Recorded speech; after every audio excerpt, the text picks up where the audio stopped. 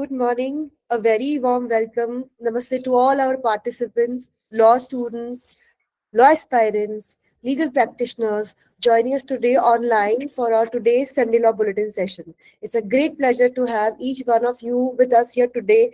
Even on the occasion of Mahashivratri, there are attendees who have spared their time and the host as well, the speaker as well, who has spared the time to share their valuable insights here. As we commence today's Sunday Law Bulletin session, I'd like to take a moment to introduce LDF to all our new participants. Lawyers Development Forum, popularly known as LDF, is a vibrant platform committed to nurturing growth, learning, and camaraderie within the legal community. Beyond inspiring interest in the field of law, LDF actively participates in bringing together advocates through a blend of academic excellence and recreational spirit. From insightful lecture series to energizing sports events like cricket matches and badminton tournaments, this forum fosters both professional development and personal well-being. LDF also hosts conferences featuring esteemed judges and expert speakers, creating opportunities for meaningful guidance and practical learning. And of course, our weekly Sunday Law Bulletin, as you all know, has become a signature initiative where specialists from diverse legal domains share their knowledge and break down complex topics and encourage deeper engagement with the law. For this endeavor, we express our heartfelt gratitude to the pillars of this forum, Advocate Dr. Rajendra Anbule sir, Founder President LDF, Advocate Vijay Shelar sir, Secretary LDF, Advocate Abhishek Arvind Jagtap sir, President LDF Pune, for their vision and dedication that continues to shape and strengthen this forum. With that, let us now walk through our program schedule for today. As we all know, based on a huge response from the previous session, we have decided to continue the previous lecture again with a well-known seasoned practitioner, Advocate Suresh Shinde sir.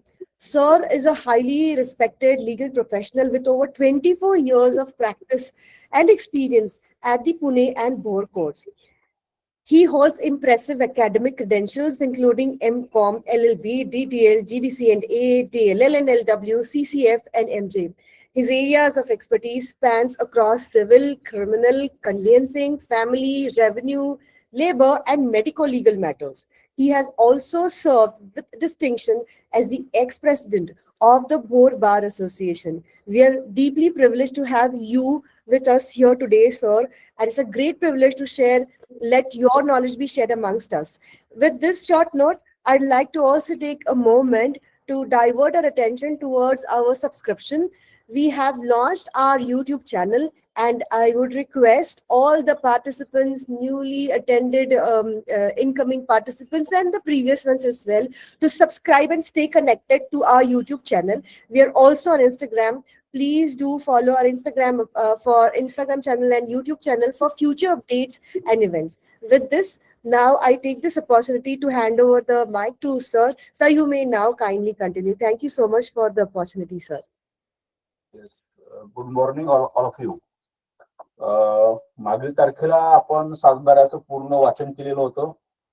सातबारा कसा असतो, कसा तयार झाला याच्याविषयी आपण जरा भाष्य केलेलं होतं, जरा म्हणजे डिटेल्स भाष्य केलेलं होतं. पण तरी देखील जे काही ऑडियन्स आहे त्यांनी केलेल्या फोनवरून काही कॉन्टॅक्ट मेसेज असतील, व्हॉट्सअप मेसेज असतील, याच्यामध्ये काही लोकांचे काही प्रश्न निर्माण झालेले होते किंवा काही लोकांना प्रश्न विचारायचे होते. गेल्या सेशनला किंवा गेल्या लेक्चरला, व्याख्यानाला आपण ते पूर्ण करू शकलो नाही वेळ अभावी, म्हणून हा दुसरा सेशन केवळ ऑडियन्सच्या मागणी खातर आपण तयार करतोय घेतला. मला याचा नक्कीच आनंद होईल की आपल्या लॉ फॅक्टरीमध्ये, आपल्या या वेगळ्या बिझनेसमध्ये, की आपण हा आपला वेगळा म्हणजे इतर व्यवसायापेक्षा एक वेगळा आपली हा प्रोफेशन आहे असं आपण म्हणतो. त्या अनुषंगानं आणि दिवाणी न्यायालयामध्ये शक्यतो जे प्रॅक्टिस वकील करतात, तसेच त्या पद्धतीने कन्व्हिन्सिंग मध्ये जे काही लोक प्रॅक्टिस करतात त्यांना सातबारा माहिती असणं हे फार गरजेचं होतं. त्या अनुषंगाने हा टॉपिक आपण घेतलेला होता. आपण हा टॉपिक डिटेल घेतला तरी आता एक आपण 10 ते 15 मिनिटांमध्ये पुन्हा त्याची एक ओझर की उजळणी करणार आहोत, थोडीशी रिव्हिजन करणार आहोत. मी गेल्या तारखेला आपल्याला गेल्या लास्ट लेक्चरला रविवारी आपण सांगितलं होतं की सातबारा तयार कसा झाला. आपण सातबारा जर टायटल पाहिलं तर आपल्याला त्या ठिकाणी दिसून येईल की 7 7अ 7ब आणि 12 असे 4 प्रकारचे रजिस्टर जे तलाठी ऑफिसमध्ये ठेवलेले असतात असे एकत्र केलेले आहेत. ह्या 4 प्रकारचा रजिस्टर जे काही रजिस्टर आहे ते एकत्र केल्यामुळे त्याला असं नाव देण्यात आलं 7, 7अ 7ब आणि 712. अशा प्रकारचं त्याचं टायटल आहे. त्या डॉक्युमेंटला टायटल दिल्यानंतर मी आपल्याला सांगितलेलं होतं की सर्वे नंबर कसे पडले त्याचा इतिहास सांगितला होता. आता मी त्याची उजळणी करणार नाही, पण महत्वाचा त्याच्यामध्ये गट नंबर कसे पडले तर जेव्हा त्याची गटवारी जेव्हा 7 जो सर्वे नंबर आहे त्याचा गट नंबर तयार करण्यात आला. ज्या गावाची गटवारी झाली आपल्याला एक ओळखीचा त्या ठिकाणी सांगायचं म्हटलं तर ज्या गावाची गटवारी झालेली आहे त्या गावाच्या नावासमोर शक्यतो मौजे असा शब्द वापरतात. म्हणजे जर मौजे वेळू असं जर समजा गावाचं नाव आलं तर असं समजायचं साधारण बरं का की त्या गावाची गटवारी झालेली आहे. याच्यावरून आपल्याला ते लक्षात येईल. दुसरा गटवारीचा पुरावा म्हणजे जर आपल्या 712 दप्तरी 1 नंबरचा फेरफार जर असेल तर असं समजायचं की त्या गावाची गटवारी झालेली आहे. कारण 1 नंबरचा फेरफार हा शक्यतो गटवारीचा असतो. तर 1 नंबरच्या अगोदरही फेरफार असतात ते सर्वे नंबरच्या फेरफारामध्ये असतात. तर 712च्या 1 नंतर गटवारीनंतर जे पडले असतात ते गटवारीचे फेरफार असतात. त्यामुळे नंबर जरी सेम असले तरी पण 1 नंबरचा फेरफार जर असेल तर आपण समजायचं की त्याची गटवारी झालेली आहे. त्यानंतर आपण त्याच्यामध्ये जमिनीचे प्रकार म्हणजे भूधारणा पद्धत आपण त्यामध्ये पाहिलेली होती. त्याच्यामध्ये आपण एक पाहिलेलं होतं बोगडा वर्ग 1 ची जमीन, बोगडा वर्ग 2 ची जमीन आणि बोगडा वर्ग 3 ची जमीन असं एक आपण त्याच्यामध्ये पाहिलं होतं. तर बोगडा वर्ग 1 ची जमीन म्हणजे बिना तुम्हाला जमिनी किंवा खालसा जमीन की ज्या जमिनीवरती सरकारचा कोणताही अंकुश नाही किंवा सरकारच्या परवानगीशिवाय आपण त्या जमिनीचे कोणतेही व्यवहार तब्दिलीचे कोणतेही व्यवहार आपण करू शकतो. असं या जमिनीला आपल्याला खालसा जमीन बिनदुमाला जमीन किंवा भोगड वर्ग 1 ची जमीन असं म्हणलं जातं.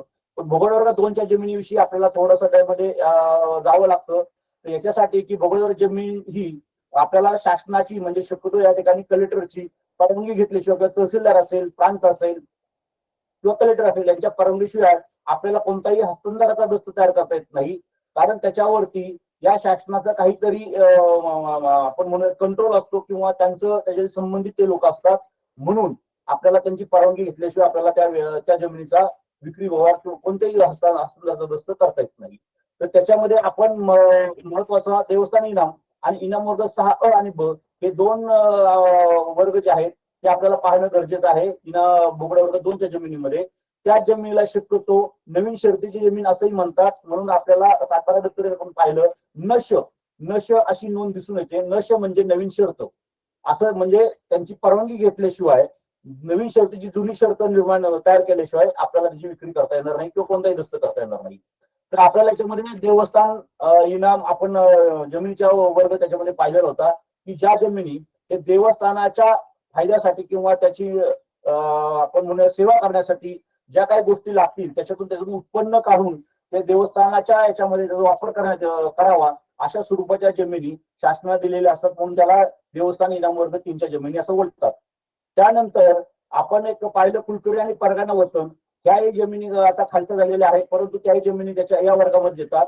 पण महत्वाचा आपल्याला वादाचा विषय किंवा जास्तीत जास्त प्रकरण आपल्याला जे हाताळायला मिळतात किंवा पाहायला मिळतात त्या म्हणजे इनाम वर्ग 6अ आणि ब च्या जमिनी. 6अ वर्गणी या जमिनी काय असतात हे आपण याच्यामध्ये पाहिलेलं आहे. तर त्याच्यामध्ये अच्या जमिनी असतात ते जे लोक म्हणजे गावातल्या जे लोक शासन उपयोगी काम करतात म्हणजे शासनाचं टपाल आणण्याचं काम असेल किंवा शासनाला मदत करण्याचं काम करतात अशा लोकांना इनाम वर्ग 6अच्या जमिनी दिलेल्या असतात. म्हणून हे लोक सरकार उपयोगी असं म्हणलं जातं आणि त्यामुळे त्यांना इनाम वर्ग 6अच्या जमिनी दिल्या जातात. ब च्या जमिनी ज्या आहेत त्या म्हणजे गाव उपयोगी जे लोक गावाच्या उपयोगासाठी काम करतात म्हणजे गावाचं कचरा उचलण्याचं काम असेल त्याचं निचारण करायचं काम असेल त्याचं निवारण करायचं काम असेल असे कोणतेही काम असेल जे गाव उपयोगी जे काम करतात त्या लोकांना गाव उपयोगी काम करत असल्या कारणानं त्यांना ज्या जमिनी दिलेल्या असतात त्यांना इनाम वर्ग 6ब च्या जमिनी बोलतात. त्यानंतर आपण तिसरा जो प्रकार पाहिला होता सरकारी पट्टेदार याचा उल्लेख या जमिनी साधारण आपल्याला विदर्भ किंवा मराठवाड्यामध्ये शक्यतो दिसतात. त्याच्यावरती आपल्याला कोणतेही कब्जे वहिवाट वगैरे आपल्याला त्या ठिकाणी आपल्याला कागदोपत्री आपल्याला कोणत्याही स्वरूपाची दिसत नाही. 10, 15, 20 किंवा 99 किंवा 999 अशा वर्ष काळाकरता सुद्धा अशा जमिनी सरकारी पट्टेदार म्हणून आपल्याला या मिळालेल्या असतात. त्याचा आपण उपभोग म्हणून थोडं घ्यायचा असतो. त्या जमिनीचा कोणताही व्यवहार आपल्याला त्या ठिकाणी करता येत नाही. असे ह्या जमिनीचे साधारण आपण त्यामध्ये प्रकार पाहिले. त्यानंतर त्याच्या खाली म्हणजे सातबाऱ्याची जर आपण डावी बाजू पाहिली, आता आपण जस्ट ते पुन्हा ओपन करणार नाहीत, आपण ते गेल्या लेक्चरच्या वेळेस आपण ते पाहिलेले आहे.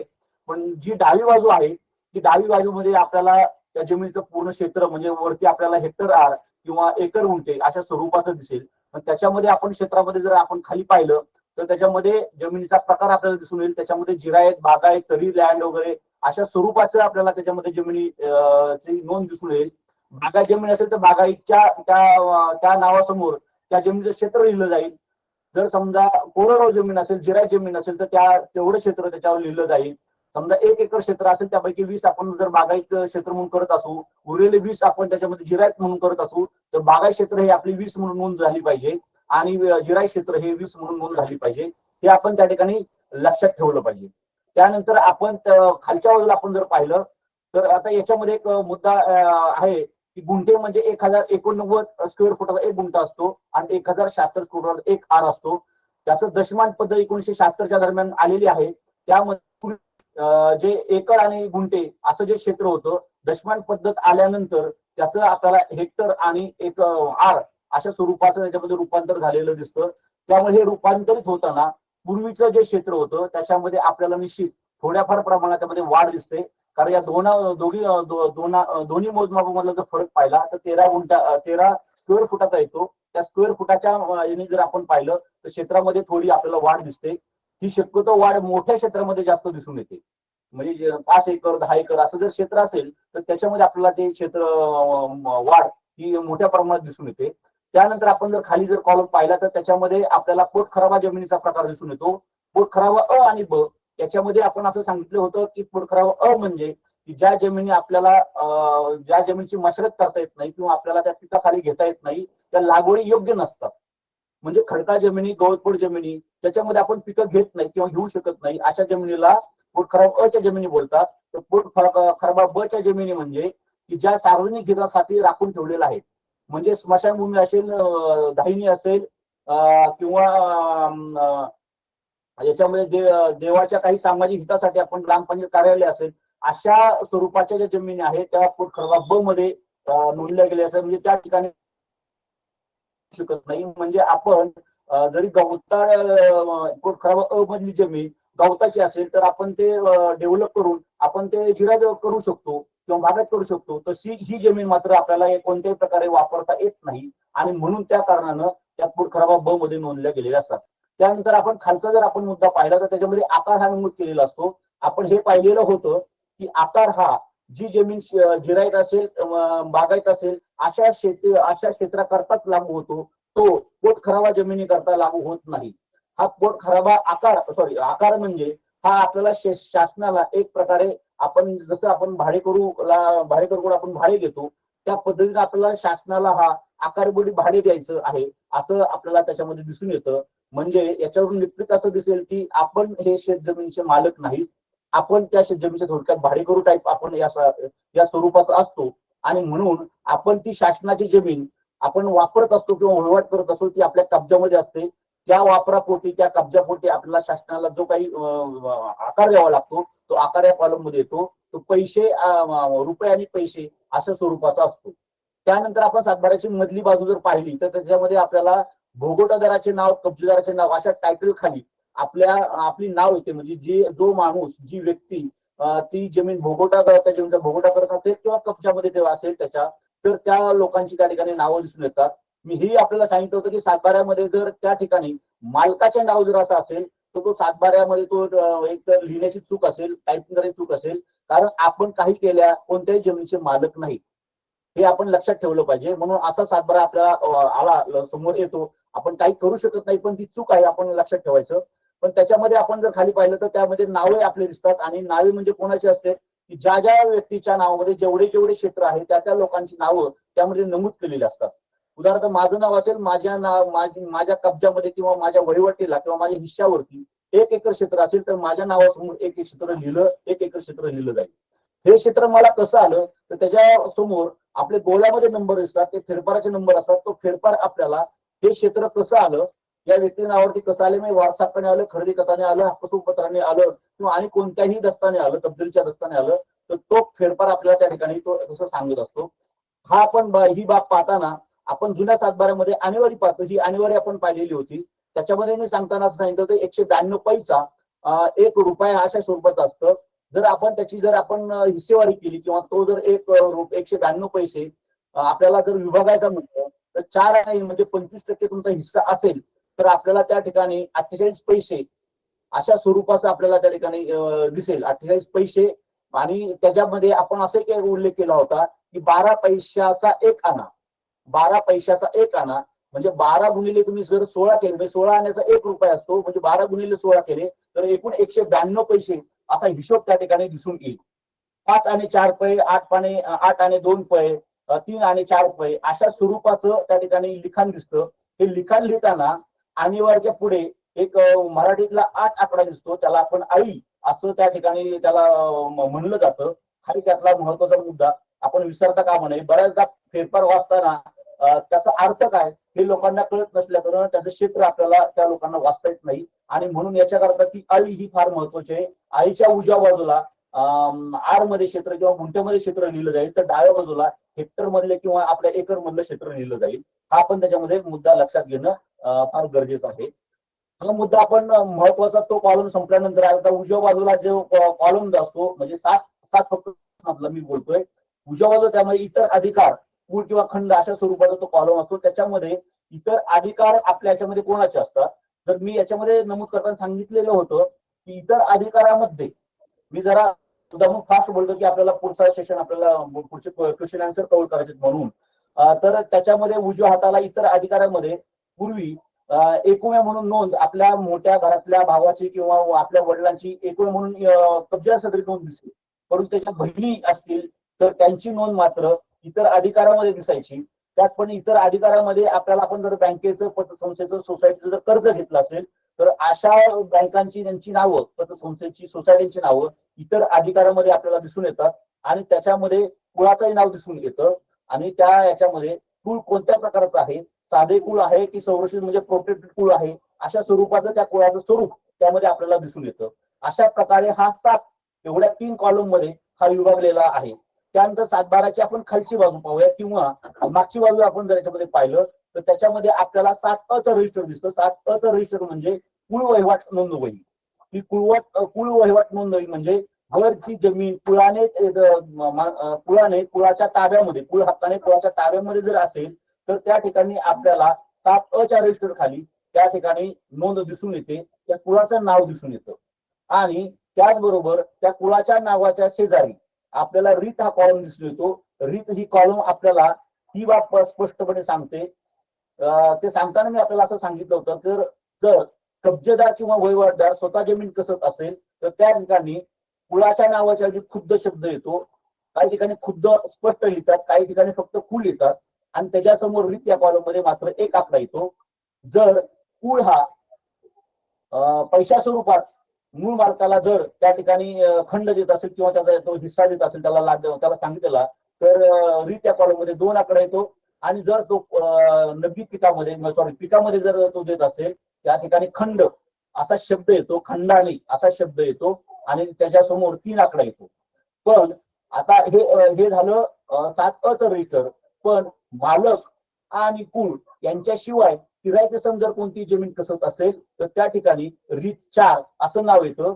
आणि त्या कॉलम मध्ये म्हणजे 7 अ च्या कॉलम मध्ये जी व्यक्ती ती जमीन कसत असेल त्या व्यक्तीचं नाव आपल्याला त्या ठिकाणी दिसून येईल. म्हणजे ही आपल्याला जर जुन्या सातबाऱ्यामध्ये आपल्याला मालकी हक्क जर शोधायचे म्हणले तर रीत हा कॉलम आपल्याला त्या ठिकाणी फार महत्वाचा ठरतो किंवा महत्वाचं वाचन त्या ठिकाणी आपल्याला करायला लागतं. 1, 2, 3, 4 या रीत वरती आपल्याला ते पाहावं लागतं की ही जमीन नक्की कोणाच्या ताब्यामध्ये आहे, मूळ मालकाच्या आहे, कुळाच्या आहे की कुळ सोडून इतर लोकांच्या ताब्यामध्ये आहे, ही आपल्याला त्या ठिकाणी दिसून येईल. आणि नंतर उजवी बाजू जी आहे तर त्याच्यामध्ये आपण म्हणजे तो सातबाऱ्यामधला आपल्याला हा रजिस्टरचा प्रकार आहे.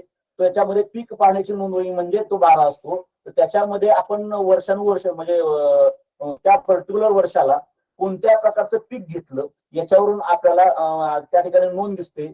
समजा मी आज या वर्षी ज्वारीचं पीक घेतलं माझं क्षेत्र एकूण 1 एकर आहे, मी 20 गुंठ्यामध्येच जर किंवा 20 आर क्षेत्रामध्ये जर मी ज्वारी घेतली असेल तर ज्वारी असा शब्द लिहिला जातो आणि त्याच्या खाली 20 आर असा शब्द लिहिला जाईल.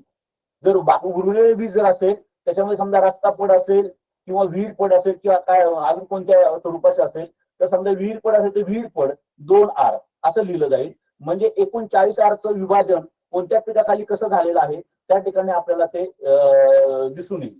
त्यानंतर सगळ्यात शेवटचा कॉलम असतो तो शेरा किंवा पाण्याचं साधन काय असेल तर याच्यामध्ये विहिरी पाणलोट क्षेत्रामध्ये पुढच्या नदीतून पाणी उपसा असेल, त्यानंतर बोरवेल्स असतील, अशा स्वरूपाच्या ज्या काही गोष्टी असतील त्या गोष्टीचं ज्यांनी आपल्याला शेतीला आपण पाणी देतो अशाची नोंद केली जाते. अशा पद्धतीने हा एकत्रित 7ब आणि 12 अशा प्रकारे नोंदला जातो. त्यानंतर आपण फेरफार हा जो प्रकार पाहिलेला होता, फेरफार हाही एक रजिस्टर आहे. फेरफार झाल्याशिवाय त्याची सातबाऱ्यावरती एंट्री होत नाही, म्हणून 7च्या अगोदर तो हा रजिस्टर येतो. म्हणजे फेरफाराला रजिस्टर हा 6 असतो. तर त्याच्यामध्ये आपण जर पाहिलं की उजव्या हाताला त्या फेरफारचा नंबर लिहिला असतो, वरच्या बाजूला त्याचं गाव वगैरे तालुका लिहिला असतो. हा मुद्दा आपल्या आता इथे गौण आहे थोडासा, म्हणजे आता लगेच नाही विषय आपला, परंतु फेरफार क्रमांक गोलामध्ये लिहिला जातो आणि मध्ये जी काही बॉडी असते ही फार महत्वाची असते. आता याच्यामध्ये लक्षात ठेवणं अत्यंत महत्वाचं आहे. या फेरफारावरती 2 लोक काम करत असतात. म्हणजे हा फेरफार तयार करण्याचं काम आणि ते सर्टिफाईड काम करण्याचं काम अशा 2 पद्धतीनं काम केलं जातं. त्यातल्या फेरफारामध्ये एकूण 4 कॉलम असतात. पैकी पहिला कॉलम जो असतो तो म्हणजे फेरफारचा क्रमांक, दुसरा आहे तर जो महत्वाचा बॉडी असेल फेरफारचं ते त्याच्यामध्ये काय लिहायचं ते, आणि त्याच्या शेजारी कॉलम असतो की परिणाम झालेले सगळे क्रमांक किंवा हिस्से वगैरे काय असेल. हे 3 कॉलम हे तलाठीशी निगडीत असतात. म्हणजे मधला आता याच्यामध्ये आपण जर त्याच्यामधली जी मधला जो काही मथळा आहे तर त्याच्यामध्ये मी सांगितलं होतं की याच्यामध्ये 5 आपल्याला या कॉलम मधल्या 4 तारखा महत्वाच्या आहेत. त्या 4 तारखा ह्या तलाठीशी निगडीत आहेत, कमीत कमी 4 तारखा. तर त्याच्यामध्ये त्या तलाट्याला माहिती मिळाल्याचा दिनांक, फेरफार धरल्याचा दिनांक आणि महत्वाच्या त्याच्या बॉडीमध्ये किंवा त्याच्या स्ट्रक्चरमध्ये तो जो काही दस्त असेल की ज्या दस्ताने हा फेरफार नोंद झालेला आहे, मग त्यामध्ये वारसा हक्क असेल, खरेदी खत असेल, भाडेपट असेल, त्या दस्ताची तारीख आणि इन शॉर्ट मध्ये त्या दस्ताचं वर्णन लिहिणं गरजेचं आहे. की म्हणजे दस्त नंबर, म्हणजे खरेदी खत असेल तर खरेदी खताचा नंबर लिहिला पाहिजे, कोणताही दस्त त्याचा नंबर लिहिला पाहिजे, अशा स्वरूपाने त्या दस्ताची तारीख लिहिली पाहिजे. त्या 3 तारखांनंतर आपल्याला शेवटची तारीख जर तलाट्याच्या जर लिहिणं जर गरजेचं असेल ती म्हणजे फेरफार नोटीस बोर्डावरती प्रसिद्ध केल्याचा दिनांक. म्हणजे पब्लिक ऍट लार्ज माहिती देण्यासाठी आपल्याला त्याच्यामध्ये ती तारीख फार महत्वाची आहे. पूर्वी ह्याच्यामध्ये एक दवंडी देण्याचा एक प्रकार होता. दवंडी देण्याचा म्हणजे आता हे दवंडी दिलीच जात नाही गावामध्ये, परंतु दवंडी याच्यासाठी दिली जायची की समजा अमुक एक गावातला व्यक्ती मयत झालेला आहे, त्याचे वारस आपल्याला हे करायचे असेल तर आपल्याला असं त्याच्यामध्ये म्हणावं लागतं की दवंडी दिली जाते की अमकी अमकी व्यक्ती मयत झालेले की तिच्या कोणी वारस असेल त्यांनी आपली त्या ठिकाणी आपलं नाव कळवावं, किंवा एखादा दस्त झाला असेल त्या दस्तामध्ये असं त्यांना दवंडी द्यावी लागेल. असा जर खरेदी खर्चाचा व्यवहार झालेला आहे याच्यामध्ये कोणाचे हितसंबंध असतील त्यांनी तक्रार किंवा त्यांचा काही अर्ज असेल, हरकत असेल ती द्यावी. अशा स्वरूपाचं ती दौंडी त्याच्यामध्ये असते. ती दौंडी देण्याचं काम त्या ठिकाणचा जो कोतवाल असतो तलाठीच्या खाली किंवा तलाट्याला मदत करणारा कोतवाल ही एक शासकीय पोस्ट आहे, ती व्यक्ती करत असे. आणि त्याच्याकडे हे काम तो कोतवाल हा गावातलाच असावा की ज्याला गावाची इत्तंभूत माहिती आहे, अशा स्वरूपाचं ते पद आहे की ज्याने गावामध्ये कोणत्याही स्वरूपाचं कोणतीही अशा स्वरूपाची काही घटना घडली तर तो तलाट्याला कळवेल, किंवा कोणतीही पूर परिस्थिती निर्माण झाली, अजून काही दुष्काळ परिस्थिती निर्माण झाली तर ती कुणाचं किती नुकसान झालंय तलाट्याला त्या बांधावरती घेऊन जाण्याचं काम वगैरे हा कोतवाल करत असे. म्हणून ही तारीख अत्यंत महत्वाची आहे. हा तलाट्याचा भाग इथं संपल्यानंतर त्या ठिकाणी तलाट्याची सही असते, तिथं तलाट्याचं काम पूर्ण संपलेलं असतं. त्यानंतर उजवी बाजू असते तो रकाना आहे. तो रकाना आपल्याला सर्कलचा त्या ठिकाणी महत्वाचा आहे. म्हणजे सर्कल म्हणजे मंडलाधिकारी. तो मंडलाधिकारी असतो म्हणजे तो एक 8-10 गावांचा एक मंडळ असतं आणि त्या 8-10 गावांच्या तलाट्याचा वरचा हा अधिकारी असतो. तो अधिकारी याच्यावरती काम करत असतो. म्हणजे तलाट्याने धरलेला फेरफार किंवा तो पकडलेला फेरफार, नोंद केलेला फेरफार बरोबर आहे की नाही त्या याच्यामध्ये त्या बॉडीमध्ये जे काही दस्त नोंद केलेले आहे ते नोंद केलेले दस्त ते त्याच्या फाईलला आहेत की नाही हे तपासण्याचं काम हा सर्कल करत असतो. ज्याला हरकत असेल, ज्याची हरकत असेल त्या हरकत निराकरण करण्याचं काम म्हणजे त्यामध्ये हिअरिंग प्रॉपरली घेतलं जातं. ते हिअरिंग घेऊन तो प्रमाणीकरण त्याचं करायचं की न करायचं हा तो सर्कल निर्णय घेत असतो. आणि तो अंतिम प्रमाणित झाल्यानंतर म्हणजे त्याचं सर्टिफाईड झाल्यानंतर त्याची तारीख लिहिली. ती तारीख फार महत्वाची आहे. ती तारीख एवढ्यासाठी महत्वाची आहे की याच्यानंतर आपल्याला अपील करायचं असेल तर अपीलाची मुदत त्या तारखेपासून चालू होईल. हा याच्यातला आपल्याला तो भाग आपण त्यामध्ये शिकलेलो होतो. एकंदर हा मी एक 10 मिनिटांमध्ये मी 7 आणि फेरफार अशा स्वरूपाचा मी हा कागद सांगितलेला आहे. तर आता मी या ठिकाणी पुन्हा मी थांबतो आणि ज्याला मग आपल्या याच्याप्रमाणे ज्याचे काही क्वेश्चन असेल आपण ते घेऊया. Yes, sir. Sir, actually there are few questions in the written form. तर काही written form मधले questions आहेत. तर आपण ते पहिले घेऊन मग oral questions कडे जाऊयात का? तुमच्या सोयीनुसार करा, काय अडचण नाही. Sir, the first question is, how frequently is the 712 record updated after a transaction? Transaction झाल्यानंतर आपण सेक्शन 149 नुसार आपण तलाट्याला माहिती द्यायची असते की असा व्यवहार झालेला आहे आणि ती माहिती दिल्यानंतर तिथून पुढे प्रोसेस चालू होते. त्याच्यामध्ये म्हणून मी फेरफाराच्या नोंदीमध्ये मी सांगितलेलं होतं की माहिती मिळाल्याचा दिनांक म्हणजे तुम्ही जे अर्ज दिलेला आहे तो अर्ज कोणत्या तारखेला दिलेला आहे तर त्याच्यावरून ते सगळं चालू होईल. तुमचा अर्ज मिळाल्यानंतर जे त्याच्या संदर्भातलं हिअरिंग करता तो तलाठी तो 7/12चं संपूर्ण प्रकरण सर्कल ऑफिसला पाठवेल आणि त्या ठिकाणी त्याचं हिअरिंग होईल आणि मग तो 7/12 पेपर धरायचा की नाही धरायचा किंवा त्या सर्टिफाईड करायचा की नाही करायचा तो सर्कल ऑफिसर ठरवेल. All right, sir. Sir, the next question is, how long does it take for mutation changes to be reflected in the 712 record? How long असं जर आपण म्हटलं की अशी त्याला कोणतीही मुदत नाहीये पण साधारण 10 वर्षानंतर आपल्याला ते सर्व फेरफारची म्हणजे 7-12-10 वर्षापर्यंत आपल्याला तलाठी ऑफिसमध्ये मिळेल तोपर्यंत त्या वर्षामध्ये काय ते डिटेलमध्ये दिसेल. पण 7-12-10 वर्षानंतर पुन्हा लिहिला जातो. मग त्यावेळी जे जुने फेरफार असतात ते गोलामध्ये नमूद खाली ते शेवटी फेरफाराच्या खाली ते गोलामध्ये नंबर नमूद केलेले असतात. मग आपल्याला त्या 7-12वरती किंवा फेरफारावरती अगदी 1 नंबर फेरफारापासून सर्व फेरफाराची तुम्हाला नोंद दिसून येईल. All right, sir. So the third question, in case of discrepancies in the 712 extract, what is the legal remedy available? I think they are talking about mutation entries, sir. In case of discrepancy in the 712 extract, legal remedy काय आहे? आता याच्यामध्ये legal remedy ही आपल्याला जे आहे ती फेरफारावरतीच करावी लागते 7-12वरती नाही. कारण फेरफार झाल्यानंतर 7-12 तयार होतो. मग सगळ्यात बेसिक डॉक्युमेंट आपला तो फेरफार असेल तर त्या फेरफारामध्ये माझं नाव सुरेश शिंदे आहे बरोबर की नाही. परंतु लिहिताना म्हणजे मी डॉक्युमेंट खरेदी केलेला आहे मी फेरफार करताना मी तो 7-12 दप्तरी नोंद होण्यासाठी मी जो काही खरेदी दिलेला आहे माझं नाव मी त्या ठिकाणी सुरेश शिंदे अर्ज त्या स्वरूपाचा दिलेला आहे. त्या डॉक्युमेंट मध्ये पण माझं सुरेश शिंदे नाव आहे पण चुकून रमेश शिंदे नाव नोंदलं गेलं म्हणजे त्याचा रवेळ झालेला आहे. तर अशी जी क्लेरिकल मिस्टेक आहे ती सेक्शन 155 नुसार तहसीलदाराकडे ऍप्लिकेशन करून 7-12 दुरुस्तीचा तो ऍप्लिकेशन आहे तर त्याच्यावरती आपल्याला करता येईल. म्हणजे ज्या क्लेरिकल मिस्टेक असतात म्हणजे माझा खरेदी खत आहे ते 40 आरच आहे परंतु नोंद होताना चुकून 35 आरची झालेली आहे. म्हणजे लिहिण्याच्या ऐवजी 40च्या ऐवजी 35 लिहिलं गेले. ही काही चूक झालेली आहे ती 155 खाली आपल्याला दुरुस्त करता येईल. परंतु मोठी चूक असेल म्हणजे फेरफारामध्ये काही मोठी चूक असेल म्हणजे क्षेत्र मी 40 गुंठे विकलेलंच नाहीये परंतु नोंद माझी 2 एकरची झालेली आहे म्हणजे 80 गुंठ्याची झालेली किंवा 80 आरची झालेली आहे. अशा स्वरूपाचं जर आपल्याला करायचं म्हटलं किंवा वेगळ्या वेगळ्या काही त्याच्यामध्ये फार मोठ्या चुका होतात की ज्याच्यामध्ये क्लिअर ती चूक असू शकत नाही. अशावरती तो आपल्याला फेरफार तो फेरफार सर्टिफाईड झाल्यानंतर 7 दिवसामध्ये सर्कल ऑफिसकडे आपण प्रांताकडे आपल्याला तो 40 करावा लागेल. Okay.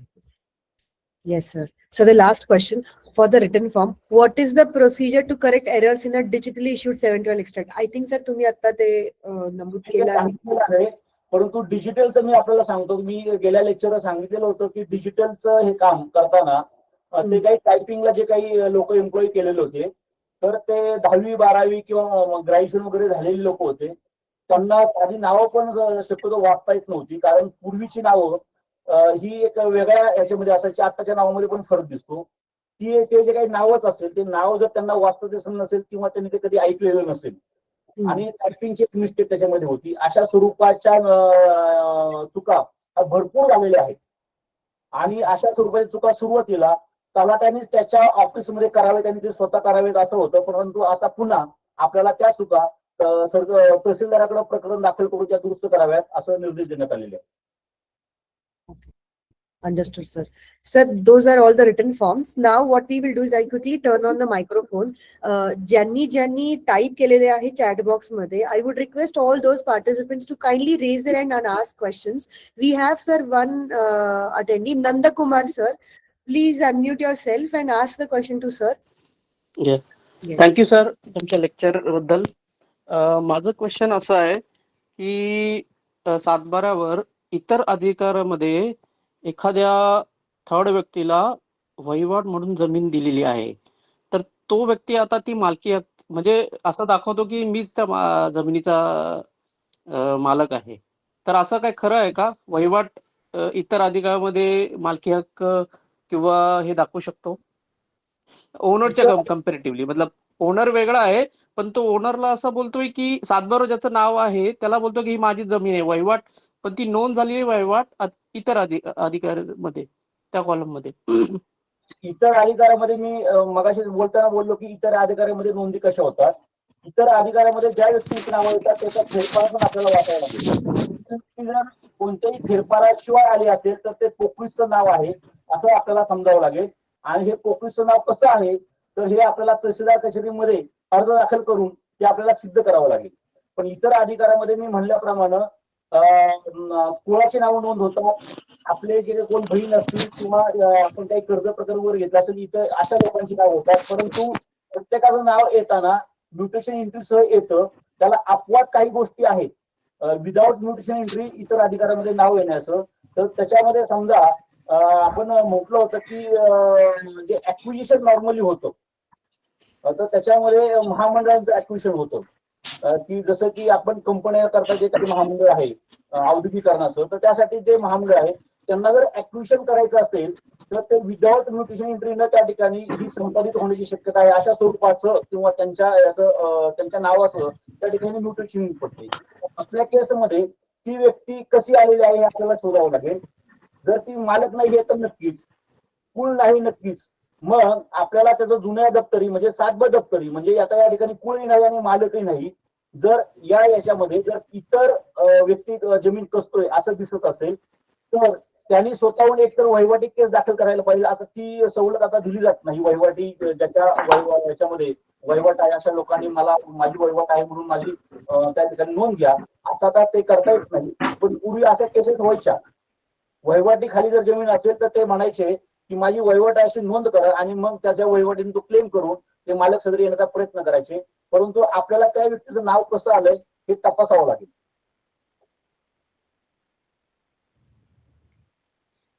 Yes sir. I hope Nandkumar sir तुमच्या प्रश्नाचं उत्तर मिळालं आहे तुम्हाला. नाही मॅडम, एक जस्ट मिनिट. ते वहिवाट म्हणून मालकानीच थर्ड व्यक्तीला ट्रान्सफर केलंय, पण तो मालक बनवू शकतो का ॲज अ वहिवाट फक्त त्या वहिवाटीसाठी? म्हणजे तो अधिकार दाखवू शकतो का? नाही होणार. म्हणजे फक्त तिच्यावर वहिवाट म्हणून नाव दिलेलं आहे, पण तो आता असं दाखवतो की वहिवाटीचा मालक मीच आहे. इतर कॉलम मध्ये वहिवाट त्याच्यामध्ये इतर अधिकारामध्ये वहिवाटदाराचं नाव येतच नाही. मी तुम्हाला तेच म्हटलं की त्याचं नाव इथे मग जमीन कसणाऱ्याच्या नावामध्ये तिथं नोंद यायला पाहिजे होती. नाही तसं ना, फक्त वहिवाटीमध्ये इतर अधिकारी त्याचं नाव आलंय की वहिवाट म्हणून वापरू शकतो एवढंच आहे सर. त्याला आपण सजेस्ट करावं. आपण माझं वैयक्तिक म्हणणं आहे की त्याचं नाव पोकलिस्ट आहे म्हणून एक तर आपण केस दाखल करावी. अदरवाईज वहिवाटाचं नाव काढून त्यांनी मालक सदरी दाखवून त्यांनी केस दाखल करावी. त्याला तुम्हालाही करावं लागेल. परंतु असं नाव जर पोकलिस्ट असेल म्हणजे आपला जो खंड तो ज्याला आपण कुळ तो नसेल तर इतर लोकांच्या नाव येण्याचं काही कारणच नाही. ओके, ठीक आहे. Thank you. Yes, thank you sir. Nitin Giri sir, please unmute yourself. Nitin Giri sir. Yes sir. Yes sir, आताच्या प्रश्नालाच लागून हा प्रश्न आहे. हा, जर बोला इतर बोला. अधिकारामध्ये बहिणींची नावं आहेत आणि भोगवटदारामध्ये भावाचं नाव आहे, तर इतर अधिकारातलं बहिणीचं नाव हे भोगवटदाराच्या कॉलममध्ये घेता येतील का? हो, नक्कीच नक्कीच. आता मुलींना समान अधिकार आल्या कारणानं आणि बहिणी ज्या असतात इतर अधिकार असले तरी त्यांना समान अधिकार आले, त्या मालक असल्या कारणानं त्यांनी जर तहसीलदार कचेरीमध्ये ऍप्लिकेशन केलं की आमची भोगवटा सदरी सॉरी इतर अधिकाऱ्यांची नावं काढून भोगवटा सदरी घ्यावी, तर ते नक्कीच त्यांची नावं कब्जेदार सदरी किंवा भोगवटदार सदरी येतील. ओके, आवाज येतोय सर? आला आला माझा आवाज आला का तुम्हाला? Yes sir. त्याच्याशी संलग्नित आहे सर. जर समजा भोगवटदारामध्ये जो भाऊ होता त्याने जमीन जर सेल केली असेल आणि पर्चेसरचं नाव आलं असेल आणि बहिणींची नावं तशीच इतर अधिकारात आहेत, तर मग आपल्याला SDM कडे अपील करून त्या पर्चेसरचं नाव कमी करता येईल का? नक्कीच. जर त्या ह्याच्यामध्ये बहिणींनी त्यांचा हिस्सा विकला नसेल, म्हणजे त्या खरेदी खतामध्ये जर त्या बहिणी पक्षकार नसतील, तर तो त्यांचा शेअर त्या क्लेम करू शकतात. फक्त याच्यामध्ये सब्जेक्ट टू कसं आहे की आपल्याला परिस्थिती पाहावी लागेल 2005 नंतरची, जी आपल्याला आपण जो नवीन ज्या केस लॉज आलेत किंवा नवीन कायदे आलेत की 2005 नंतर सगळ्यांना समान अधिकार, त्या ह्याच्यामध्ये जर तुमच्या बहिणींचा हिस्सा आता आज रोजी किती आहे याच्यानुसार आपल्याला त्यांना बहिणींची हरकत त्याच्यामध्ये घेता येईल. Yes sir. Thank you sir. Yes, sir. Krishna Bagal, sir. Krishna Bagal, sir. Sir, please unmute yourself and ask the question. Krishna Yes, Bagal, sir. Yes, yes. Sir माझा प्रश्न असा आहे की 7-12 उतारावर एक सुरुवातीच्या काळामध्ये ज्यावेळेस एक नवीन खरेदी विक्रीचा व्यवहार होतो, तर जुना जो ज्या व्यक्तीने विकली तर त्याच्या नावापुढे सुद्धा तोच फेरफार क्रमांक लिहिला जातो, फक्त त्याच्या नावावर त्याला ब्रॅकेट करून त्याच्यावर आडवी रेष मारली जाते.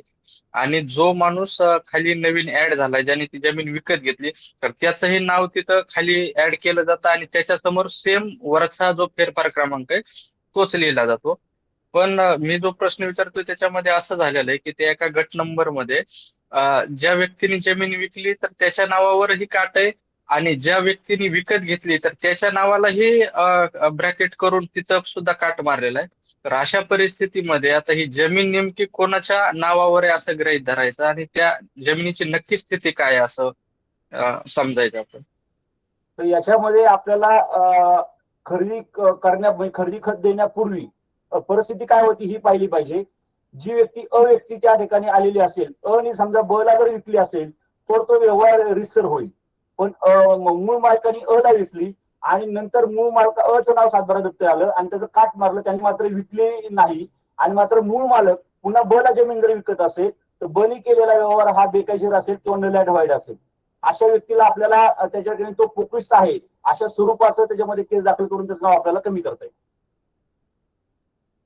समजलं का? म्हणजे आलं का लक्षात? आपण सर त्याच्यामध्ये आता त्या जमिनीची मालकी 7-12वरून आता कशी काय समजायची म्हणजे नेमकं? म्हणून तर आपल्याला त्याच्यामध्ये जुनं रेकॉर्ड काढावं लागेल. मूळ मालक कोण होता, मूळ मालकाने काय व्यवहार केले हे आपल्याला पाहावं लागेल. मूळ मालकाने खरोखरीच जमीन विकलेली आहे का ला हे आपल्याला पाहावं लागेल. आणि विकल्यानंतर त्याच्यामध्ये पण मुद्दा असा आहे की 1 एकर क्षेत्र आहे पण 20 आर क्षेत्र विकलेलं आहे. तर मग मूळ मालकाच्या नावाने 20 आर क्षेत्र शिल्लक दिसलं पाहिजे. खरेदी खता म्हणजे खरेदी जरी घेतला समजा जी व्यक्ती आपण म्हणतोय त्याच्या नावावर समजा 20 गुंठ क्षेत्र दिसलं पाहिजे किंवा 20 आर क्षेत्र दिसलं पाहिजे. आणि मग उरलेलं जर मूळ मालक त्याच्या नावावरती ते 20 गुंठे क्षेत्र किंवा 20 आर क्षेत्र शिल्लक राहिलं होतं, त्यांनी ब ला विकलं तर तो रितसर व्यवहार दिसेल. पण 20 हे क्षेत्र जर त्यांनी जर पुन्हा विकलं असेल तर ते आपल्याला त्या अनुषंगाने पाहावं लागेल.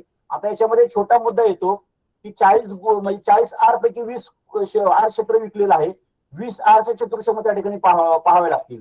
तर त्या चतुर्षम जर ब करता असतील तर म्हणायचं तो जो नंतरचा व्यवहार आहे तो त्या 20 आर क्षेत्राकरताच आहे. मूळ मालकांची जमीन उरलेली ही 20 आर क्षेत्र जशीच्या तशी आहे, मात्र पुढचा व्यवहार हा त्या 20 आर क्षेत्राकरता झालेला आहे. हा आपल्याला त्या चतुर्षम वाचून आपल्याला नक्कीच कळेल. Thank you sir. Yes. Dr. Mahesh Bhagwat, sir. Dr. Mahesh Bhagwat, sir. Okay sir, मला असं विचारायचं आहे की हॅलो, येते का सर माझा आवाज? हो येतोय पण क्लिअर येत नाही जरा. हा सर, मला असं विचारायचं आहे की एक 36 आर जमीन 3 लोकांनी विकत घेतलेली आहे सामायिक. हा आणि नंतर मग ते 3 लोकांनी 10 आर आणि 16 आर अशी तिघांनी वाटणी करून घेतलेली आहे ती. आणि त्यांच्या हा नावावरती जमीन आता झालेली आहे. तर हा समोरच्या एक्स पर्सनने आता एसडीओ कडे अपील केलं की हे जे वाटणी पत्र झालेलं आहे हे चुकीचं आहे, तर ते वाटणी पत्राच्या आधारे झालेला फेरफार रद्द करून मिळावा. तर एसडीओ ला तसा अधिकार आहे का वाटणी पत्राचा फेरफार रद्द करायचा? आता याच्यामध्ये कसं आहे की मूळचा 16 16 किंवा 10 अशा स्वरूपाची जी काही वाटणी त्यांनी करून घेतलेली आहे, तर याच्यामध्ये आपल्याला लँड सिलिंग जो ऍक्ट आहे याच्यामध्ये पाहावं लागेल. म्हणजे मूळचा मुद्दा आपल्याला याच्यामध्ये याच्याकडे जातो की लँड सिलिंग ऍक्ट याच्यामध्ये बागायती क्षेत्राकरता काही ठिकाणी 10 आर क्षेत्र आहे म्हणून शक्यतो 10 आरच्या वरती खरेदी विक्रीचा व्यवहार करतात. आता हे जर क्षेत्र बागायती प्रमाणे नोंद जर झाली असेल आणि त्या ठिकाणी सिलिंग ऍक्टच्या नुसार तेवढे क्षेत्र जर प्रमाणभूत म्हणून क्षेत्र नोंद असेल किंवा तसा तो त्या ठिकाणचा कायदा असेल, सर्क्युलर असेल, तर मग ते पार्टिशन डीड हे कायदेशीर राहील. परंतु जर ते सिलिंग ऍक्टचं किंवा त्या प्रमाणभूत क्षेत्राचे जर उल्लंघन करून जर होणार झालेलं असेल तर मात्र ते रद्द होईल, तो पेपर रद्द होईल. हा सर, बुलढाणा जिल्ह्यामध्ये 10 आर जमीन बागायतसाठी आहे तसं जी आर तशी खरेदी करू शकतो 10 आरची बागायती क्षेत्रासाठी. पण बरोबर. तो वाटणी पत्राचा फेरफार एसडीओ ला अधिकार आहे का? मला असं म्हणायचं आहे की सिव्हिल कोर्टात जावं लागेल ते वाटणी पत्र रद्द करायला. वाटणी कोणताही दस्त रद्द करण्याचे अधिकार हे सिव्हिल कोर्टाचेच आहेत. यांना फक्त जी म्युटेशन एंट्री झालेली आहे ती म्युटेशन एंट्री बरोबर झालेली आहे की चूक झालेली आहे हे पाहण्याचा अधिकार हे रेव्हेन्यू खात्याचे आहेत. म्हणजे रेव्हेन्यू खात्यापासून म्हणजे तलाठीपासून तर आपला रेव्हेन्यू मिनिस्टर पर्यंत ते अधिकार आहेत. तर ते टायटलवरती ना अशा याच्यावरती रद्द करण्याविषयी ते अधिकार त्यांना कोणत्याही प्रकारचं ज्युडिक्शन नाही किंवा तसे अधिकार त्यांना नाही. Okay okay sir, thank you. Yes. Dhananjay Deshmukh sir. Dhananjay Deshmukh sir. Hello. बोला बोला. हॅलो. हा, गुड मॉर्निंग. म्हणजे 2 प्रश्न होते. एक असं होतं की 7/12वर एकुमे म्हणून नाव आहे, तर त्या एकुम्यातले जे सभासद होते त्यातल्या एका सभासदाचा मृत्यू झाल्यानंतर त्याच्या वारसांची नावं इतर हक्कामध्ये लावली, कारण एकुम्याचं नाव बदलायचं नव्हतं म्हणून. तर ती इतर हक्कातली नावं कशी काढता येतील? मी आता एकुम्याचा मृत्यू झाला त्याच्यानंतर वारस नोंद झाली, त्याच्यात ती इतर अधिकारातली नावं पण वारस नोंदीमध्ये आलेली आहेत. त्यांची डबल नावं झाली. मेन भोगवटादार एकुमे लक्षात ठेवा. एकुमे म्हणजे तो त्या कुटुंबाचा कर्ता आहे. एकुमे आता ही पद्धत बंद होण्याच्या मार्गावरच आहे. एकुमे अशी नोंद आता होत नाही शक्यतो. तर एकुमे असला म्हणजे काय की घरातला तो कर्ता पुरुष आहे म्हणून त्याची एकुमेची नोंद झाली होती. जर ती प्रॉपर्टी वडिलोपार्जित असेल तर त्याच्या ह्याच्यामध्ये त्याचे भाऊ बहीण हे मालक असतात. इतर अधिकारामध्ये असले तरी त्या एकुमे एवढेच त्यांचे अधिकार असतात. इतर अधिकारामधलं नाव त्यांचं बोगड सगळी आपल्याला त्याच्यामध्ये घेता येतं. वारस नोंद होताना एकुम्याची जरी झाली तरी तो एकुम्याच्या वारसांच्या याच्यामध्ये एकुम्याला जेवढ्या शेअर आहे तेवढ्या पुरतीच ती वारस नोंद मर्यादित राहील. त्याच्यापेक्षा त्यांना जास्त शेअर मिळणार नाही. इतर अधिकारातले त्यांचे कोणी भाऊ बहीण कोणी असतील ते मेन सदरी येऊ शकतील आणि त्यांच्यामध्ये त्यांचा जे काही वडील याच्यामध्ये विभागणी किंवा हिस्सा त्यांचा आहे तेवढ्या क्षेत्रकारांची नोंद होऊन जाईल. नाही, माझा प्रश्न कसा होता सर की मूळ एकुम्याचा मृत्यू झाल्यानंतर वारस नोंदीमध्ये त्यांची मूळ नावं आलेली आहेत, पण इतर हक्कामध्ये पण तशीच राहिली. म्हणजे 2दा नाव झालं, मूळ भोगवटादारामध्ये पण आलं आणि इतर हक्कामध्ये पण आलं. पण इतर अधिकारातली ती पोकळीच नोंद राहिली ती आपल्याला ऍप्लिकेशन करून रद्द करून घेता येईल. कारण जर कब्जा सरी जर नावं आली तर इतर अधिकारातल्या नावांना कोणत्याही प्रकारे अर्थ राहिलेला नाही. ती पोकळीच नाव म्हणून धरली जाते. बरं, ते मामलेदारकडे अर्ज करायला लागेल का त्याचा? येस. आणि अपाक म्हणून जी नावं लागलेली आहेत ते आता मेजर झाले, तर ती नावं कशी काढता येतात? आपण साधा तलाठ्याला एक अर्ज करा, आम्ही आता मेजर झालेलो आपला एक जन्माचा दाखला वगैरे द्या आणि मग अपघाताची नोंद होईल आणि त्या लोकांची नोंद कमी होईल आणि त्या लोकांची नोंद रितसर लागली जाईल. अच्छा, ओके. Hello sir. बोला बोला. Govind sir please. Yes. Hello sir, I am Govind Dade. Sir, ह्याच्यामध्ये कसं आहे की दोघांमध्ये 11 गुंठ्याची वाटणी झाली होती काय, तर ज्यानंतर 7/12 तयार झाला म्हणजे जुना सर्वे नंबर आणि नवीन 7/12 उतारा, तर याच्यामध्ये टोटल क्षेत्र होतं 22 गुंठे. म्हणजे आपण ते टिपण आणि काठी फाळणीनुसार 22 गुंठे दाखवते, पण 11 गुंठ्याचा 7/12 तयार झाला आणि 11 गुंठ्यामध्ये दुसरा कब्जेदार आहे त्यामध्ये, म्हणजे जवळजवळ 100 वर्षापेक्षा जास्त काळापासून तो वहिवाटतोय. पण त्याचा रेकॉर्ड नाही आहे, सातबारा आलंच नाही इफेक्ट त्याचा. पण आता दुसरा जो आहे शेजारचा हिस्सा नंबर 12 वाला, तर तो कधीच कब्जेदार नव्हता शेजारी वगैरे, दुसराच गट नंबर आहे तिथं. तर तो आता जे तो म्हणतोय की आता हे क्षेत्र माझं आहे असं, तर ते ह्याला काय सोल्युशन आहे की काय, कसं रेकॉर्ड आणता येईल? नाही नाही, मी याचं मगाशी याचं उत्तर उजरत दिलेलं आहे की कोणताही माणूस, कोणतीही व्यक्ती जेव्हा वहिवाट जेव्हा म्हणतो तेव्हा वहिवाट म्हणून ऍटलिस्ट त्याचं इतर अधिकारामध्ये किंवा जमीन कसणार याच्यामध्ये नाव आहे का हे आपल्याला तपासावं लागेल. जर त्याचं कुठेही नाव नसेल तर आपण अशा व्यक्ती बाबा फोकस आहे म्हणून याचं नाव आपण काढून घेतलं पाहिजे. ऑर्डर किंवा तुम्ही सिव्हिल कोर्टामध्ये जाऊन त्याच्याकडून पोझिशन काढून घेण्याचा दावा करू शकता.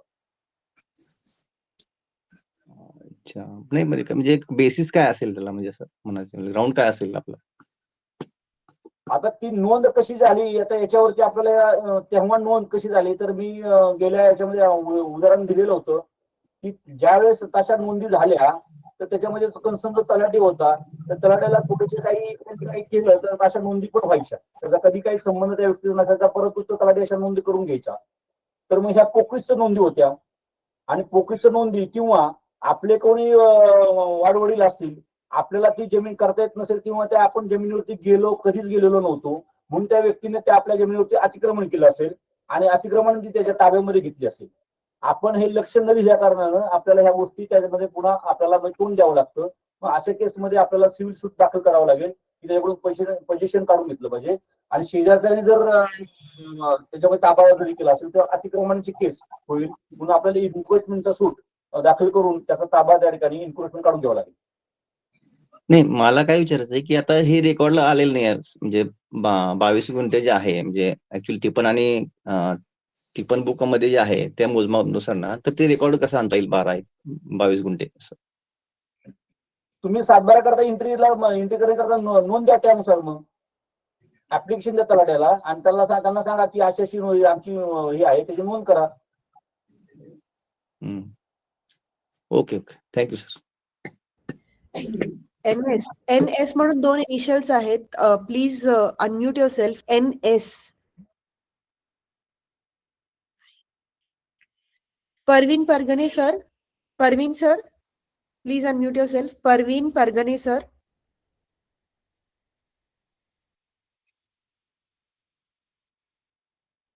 Jayashree ma'am, Jayshree Barge ma'am. Yes, नमस्कार सर. मला विचारायचं होतं की या सातबाऱ्यामध्ये भोगवटादार वर्ग 2 ची जमीन आहे आणि त्याच्या इतर रकान्यामध्ये नियंत्रित सत्ता प्रकार आणि कुळ कायद्याने प्राप्त जमीन असा शेरा आहे. तर हा नियंत्रित सत्ता प्रकार म्हणजे एक्झॅक्ट काय? नियंत्रित सत्ता प्रकार म्हणजे याच्यामध्ये आपल्याला भोगवटादार 2च्या सांगितल्याप्रमाणे की आपल्याला शासनाची परवानगीशिवाय म्हणजे कलेक्टरची परवानगीशिवाय कोणताही व्यवहार करता येणार नाही. म्हणजे या जमिनीवरती नियंत्रण आहे, तर नियंत्रण ते कोणाचं आहे तर कलेक्टरचं नियंत्रण आहे आणि म्हणून त्या ठिकाणी नियंत्रित सत्ता प्रकार अशा प्रकारची नोंद आहे. म्हणजे तुम्हाला कळायला पाहिजे की तुम्हाला कळायला त्याची माहिती व्हायला कोणताही व्यवहार करण्यापूर्वी ह्या जमिनीवरती नियंत्रण शासनाचं आहे म्हणून ती भोगवटावर्ग 2 ची नियंत्रित सत्ता प्रकार. भोगवटावर्ग 2 नवीन शर्त नियंत्रित सत्ता प्रकार त्या बऱ्यापैकी एकाच डेफिनेशन मधल्या बाबी ठरू शकतात. अच्छा. आणि सर ही जमीन आहे ती विलने मिळालेली जमीन आहे, पण ज्या पर्सनने विल दिलंय तर त्याच्या वाईफचं आणि मुलीचं नाव इतर हक्कामध्ये आहे, तर मग फ्युचरमध्ये ते क्लेम करू शकतात का? विल कोणाच्या नावाने केलं हे फार महत्वाचं आहे. त्यांच्या नावाने सुद्धा विल केलं असेल तर त्याच्यामध्ये इतर अधिकार म्हणजे असल्यामुळे रिलेटिव्हच्या नावाने विल आहे. रिलेटिव्हला विल करून ती जमीन दिलेली आहे, पण इतर हक्कामध्ये त्या पर्सनच्या वाईफचं आणि मुलीचं नाव अजूनही मेन्शन आहे. मग ते क्लेम करतील काय? करतील ना. जर ती ओके, मग त्यासाठी आपण काय जमीन प्रोसेस करू शकतो? त्याला विल वाबत जर पाहायचं असेल तर याच्यामध्ये आपण हे लक्षात ठेवायला पाहिजे की जी जर वडीलबळीत प्रॉपर्टी असेल तर त्या व्यक्तीचा त्या जमिनीमध्ये शेअर किती आहे तेवढ्या क्षेत्राकरता तो विल करेल. त्याच्यापेक्षा क्षेत्राचा जर जास्त विल मध्ये जरी उल्लेख आला तरी ते विल हम्म. तेवढ्या क्षेत्राकरता आपल्याला त्यांना जो काही ज्यांच्या नावाने विल करून दिलेलं आहे त्याला ते क्लेम करता येणार नाही. म्हणून त्याच्यामध्ये नाव कुठेही असलं तरी ते महत्वाचं नाही. विल मध्ये काय म्हटलंय हे फार महत्वाचं आहे. नाही, पूर्ण जमिनीचं हस्तांतरण झालेलं आहे त्यामध्ये विल मध्ये. म्हणून तर तुम्हाला म्हटलं ना की त्याच्यामध्ये विल मध्ये ती प्रॉपर्टीचा सोर्स काय आहे.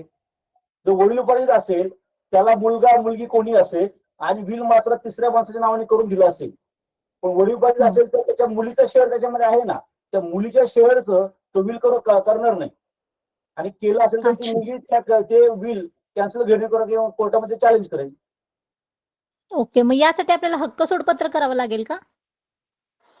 नाही, पहिलं विल जे आहे ते विल जर तुम्ही कॅन्सल करून घेतलं तर हक्कसोबतचा प्रश्न येणारच नाही ना तेवढ्या क्षेत्राकरता. नाही, ऍक्च्युली ते विल आमच्या नावे केलंय आणि ती जमीन आम्हाला मिळाली ती.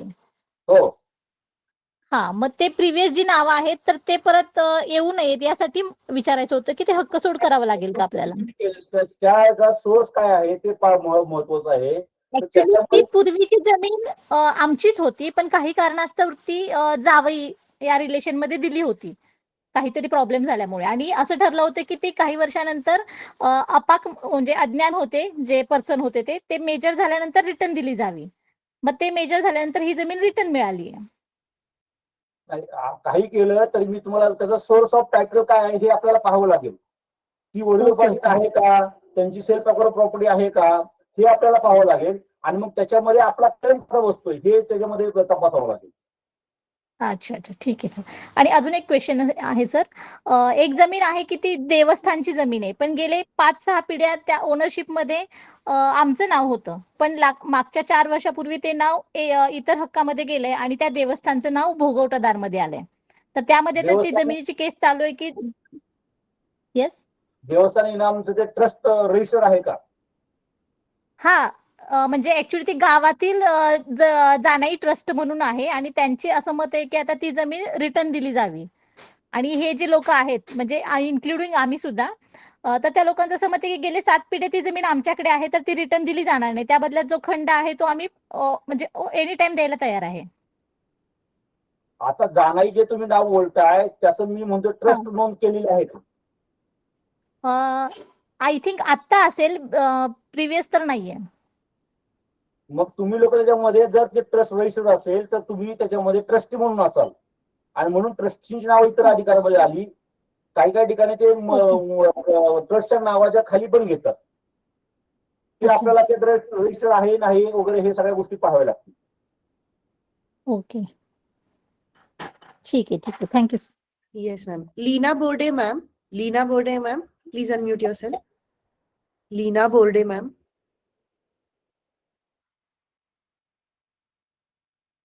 Bharat Pawar, sir. Bharat Pawar, sir. नमस्कार सर. नमस्कार. नोटीस पाठवताना काही जण आणेवारीमध्ये क्षेत्र सांगतात, काही जण हिश्श्यामध्ये सांगतात, अर्धा हिस्सा, पाऊण हिस्सा. योग्य पद्धत काय आहे? आता मला समजा नोटीस पाठवायची, शेअर त्याच्यामध्ये how to define the share while sending legal notice. Thank you sir. तर मी आपल्या समोर तो 7/12 आपल्याला घेऊन त्याच्यामध्ये आणेवारीने आपली नोंद आहे का हे पाहावं लागेल.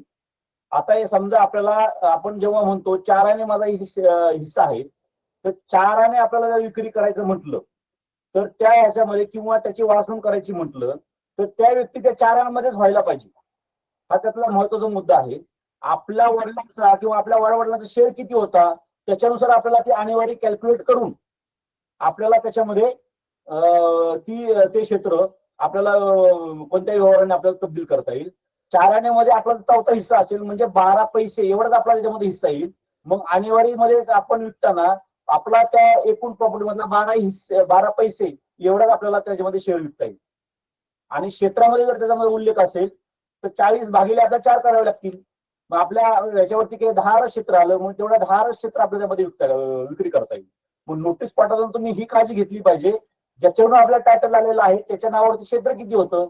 मग ते टायटलच आपल्याला पुढे जर होत असेल तर मग त्या टायटलमध्ये त्या याच्यामध्ये आपले भाऊ बहीण वगैरे यांचाही शेअर आपल्याला त्यामध्ये कॅल्क्युलेट करावा लागेल.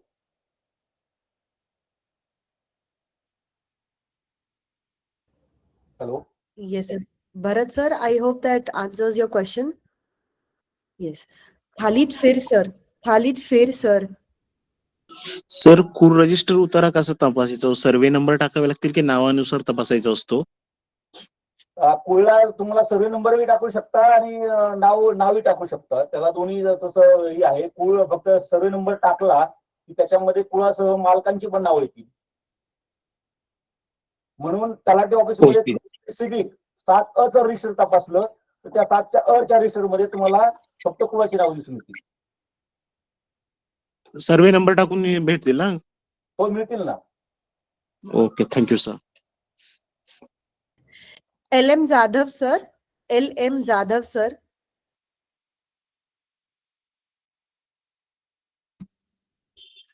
Bhairnath Adbale sir. Bhairnath Adbare sir, please unmute yourself. Yes. Sir, are you getting sir? नमस्कार. नमस्कार, माझा आवाज येतो सर? आवाज येतो का? बोला बोला. हा सर, माझा असा प्रश्न आहे की एका व्यक्तीला 2 मुलं आणि 2 मुली आहे. तर 1 नंबरचा जो मुलगा आहे त्याचे वडील त्याचा शेअर देत नाहीत आणि ते पश्चात म्हणून दावा दाखल केलेला आहे. तर मीनवाईल ते जमीन, ते वडिलांवरची जमीन ती काही बरीचशी समय विकली गेली आहे. विक्रीपूर्वी या मुलाने दावेदारांना तलाठी तहसीलदारांना कळवले होते की कदाचित जर काय विक्री झाली तर ते नोंदणी करू नये असं त्या तलाठी आणि या सरकारी यंत्रणेला कळवलं होतं. तर आता त्याची जो शेअरची विक्री झालेली आहे ती विक्री बेकायदेशीर ठरवून त्याला हिस्सा मिळू शकतो का, असं? मला थोडासा तुमचा प्रश्न कळलेला आहे. याच्यामध्ये आपल्याला जेवढा शेअर आहे तेवढीच आपल्याला विक्री करता येते. त्याच्यामध्ये जर सिव्हिल सूट चालू असेल तर आपण हे तपासायला पाहिजे त्यांनी विक्री केलेला शेअर जर त्याच्या वाट्यावरती जेवढे क्षेत्र येते त्याच्यापेक्षा जास्त केलाय का कमी केलाय हे आपल्याला तपासावं त्याच्यामध्ये लागेल. त्याच्या वाट्यावरती येणाऱ्या शेअरपेक्षा जर त्यांनी जास्त विक्री केली असेल तर नक्कीच त्या मेहरबान न्यायालय त्याच्यामध्ये जास्त केलेल्या विक्रीचं त्याच्यावरती तो मायनस करेल क्षेत्र. तेवढ्याकरता तो दस्त कॅन्सल केला जाईल आणि त्यांचं जेवढे क्षेत्र आहे तेवढ्याकरता तो मात्र तो दस्त कायम राहील. आणि याच्यामध्ये पुन्हा वाटपाला जरी काही कोणी जरी गेलं, जी व्यक्ती त्या संपूर्ण एकत्र फॅमिली मधली ज्या व्यक्तीनं त्याचा शेअर विकलेला आहे वाटपामध्ये त्या व्यक्तीचा शेअर विकल्यानंतर नवीन जो खरेदीदार आहे त्याचं नाव येईल, मात्र त्याचा आपला जो विकणार होतो त्याचं नाव त्या ठिकाणी कमी होईल. कारण त्यांनी त्याचा शेअर ऑलरेडी विकलेला आहे. नव्यानं पुन्हा त्याला उरलेल्या याच्यामध्ये त्याला शेअर काही मिळणार नाही. मला जे काही समजलं तुमच्या त्याच्यानुसार हे उत्तर आहे. Thank you sir. Thank you. Milan Dhanale sir. Milan Dhanale sir. Yes, ma'am. Thank you for giving me an opportunity. Sir नमस्कार. खूपच नॉलेजेबल आणि इन्साइटफुल असे तुमचे सेशन प्रिव्हियस पण होता आणि आजचाही होता सर. आणि थँक्यू सो मच. मला तुमचा प्रोफेशनल सर्व्हिस हवे होते सर, म्हणून मी म्हटलं तुम्हाला आधी विचारून घ्यावा. मी तुम्हाला पर्सनली कॉल करून प्रोफेशनल सर्व्हिस घ्यायचं होतं सर. तर तुमच्या नंबरवर कॉल करून तुम्हाला तुमचं अपॉइंटमेंट घ्यायचं होतं सर. तर आपल्याला वेळ कधी म्हणजे आता सेशन नंतर वगैरे कॉल करू शकतो सर? सेशन संपल्यानंतर मी माझा मोबाईल नंबर देईल, मग आपण कॉलवरती बोलूया. हो हो हो चालेल sir. Thank you so much. Leena Borde ma'am. Leena Borde ma'am. नमस्कार सर. नमस्कार. नमस्कार. मला एक प्रश्न असा होता की वडिलोपार्जित जमिनीचं पार्टिशन झाल्यानंतर प्रत्येकाच्या हिस्सा जो येतो प्रत्येकाला तो त्याची ऍब्सोल्यूट प्रॉपर्टी होते का त्याच्या नंतरचे जे लिगल म्हणजे पुढच्या पिढीतले लोक आहेत ते पण त्याच्यावर नंतर क्लेम करू शकतात, कसं? वाटप झाल्यानंतर त्या माणसाची ती ऍब्सोल्यूट प्रॉपर्टी होते. तो वडिलोपार्जित स्टेटस निघून जातो. वडिलोपार्जित जर आपण म्हणायचं तर आपल्याला 4 पिढ्याचा विचार करावा लागतो. 4 पिढ्यामध्ये कोणत्याही प्रकारचा दस्त झाला नसेल तर ती प्रॉपर्टीचा स्टेटस वडिलोपार्जित राहील. वाटप झाल्यानंतर ती प्रॉपर्टी त्या माणसाची स्टेट अकाउंट प्रॉपर्टी झाली.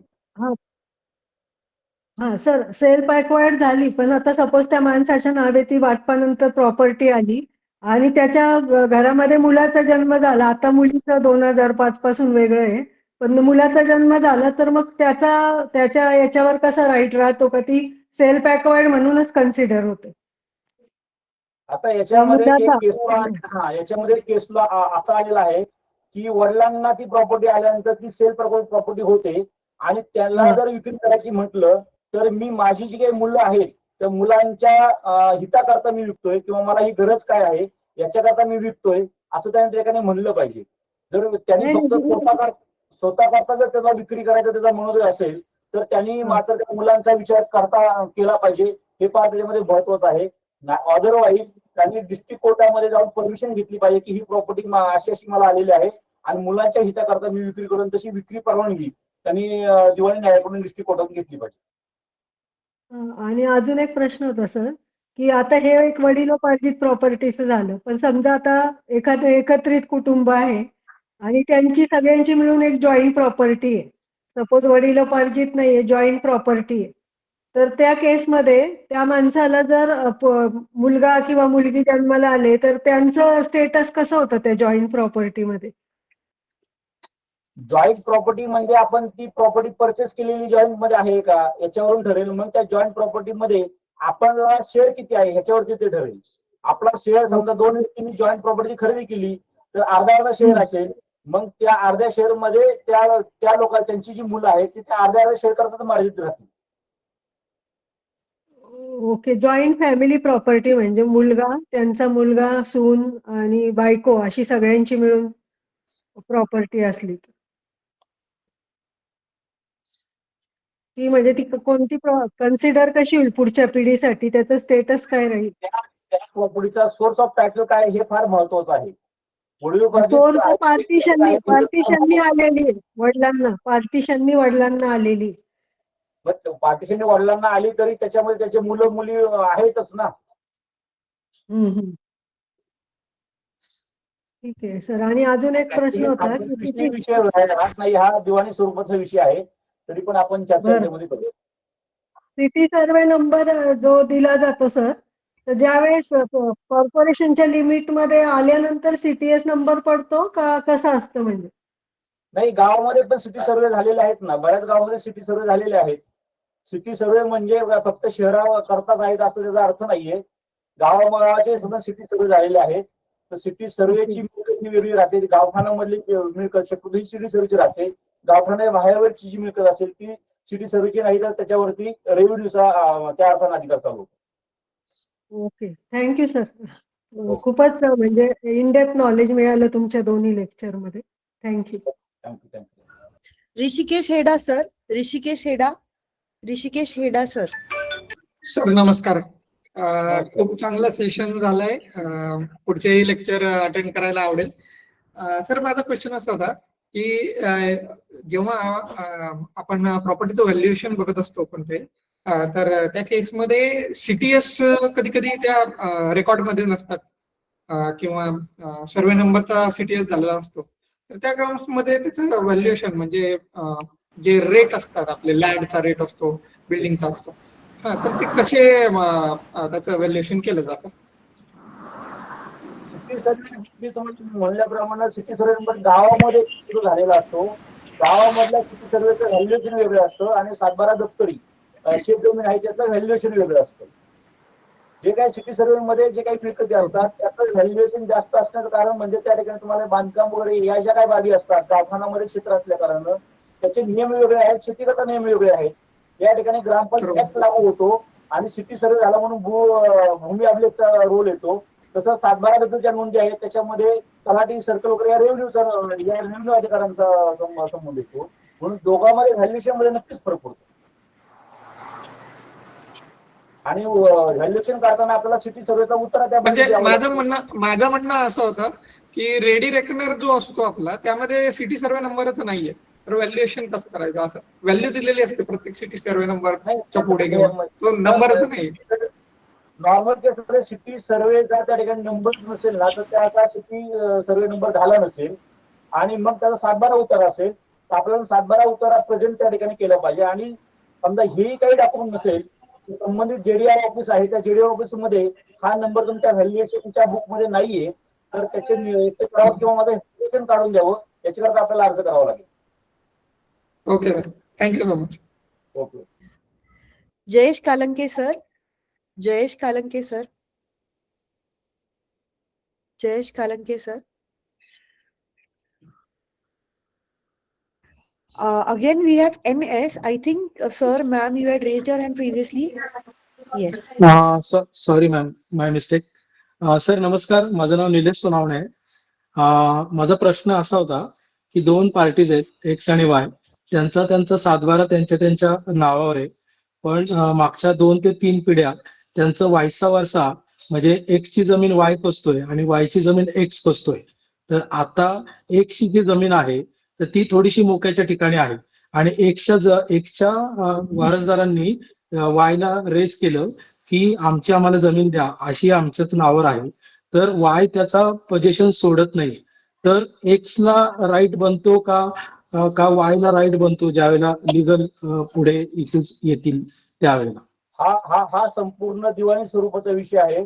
कोर्टामध्ये सिव्हिल सूट दाखल करून तुम्हाला त्याच्यामध्ये दाद मागावी लागेल आणि त्या ठिकाणी तुमच्या ताब्यामध्ये कशी जमीन आली आणि आपली जमीन त्याच्या ताब्यामध्ये कशी गेली ह्या सगळ्या गोष्टीचा ओवापोह त्या ठिकाणी होईल आणि दिवाणी न्यायालय योग्य त्या ठिकाणी निर्णय देईल. तर हा 7/12 विषयीचा, कारण तुमची पोझिशन फक्त इकडे झालेले आहेत, डॉक्युमेंटरी तुमची कशी काही नाहीये. टायटल त्याच्याच नावावर आहे. हो ना, टायटल त्याच्या नावावरती आहे पण पोझिशन मात्र याचं त्याला झालेलं आहे ना. हो बरोबर. हा, मग याच्यावर जिथं पोझिशनचा विषय आला मग पोझिशन करता तुम्हाला सिव्हिल सूट दाखल करावा लागेल. तो 7/12 विषयी त्याचा काही संबंध येत नाही. त्याचं कोणत्याही याच्यामध्ये वहिवाटीला नाव पण नाहीये तुमच्या केसमध्ये. बरोबर. हा, मग सिव्हिल सूट तुम्हाला दाखल करावं लागेल त्या केसमध्ये. Yes sir, thank you. Archana Kamble ma'am. Archana Kamble ma'am.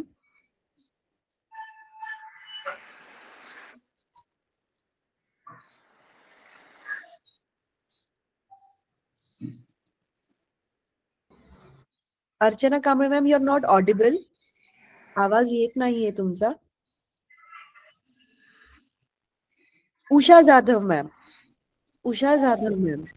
Hello. Hello. हा नमस्कार सर, ऍडव्होकेट जाधव बोलतेय, उषा जाधव.